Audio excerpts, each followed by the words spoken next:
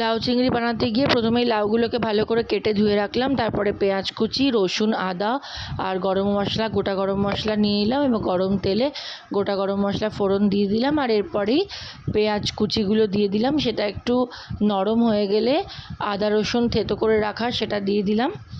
তো সেটাও ভালো করে পেঁয়াজের সাথে ভেজে নেওয়ার পর আমি এখানে অ্যাড করে দেবো কেটে রাখা লাউগুলো, যাতে লাউয়ের মধ্যেও পেঁয়াজ রসুন এই মশলাগুলোর পুরো ফ্লেভারটা ঢোকে।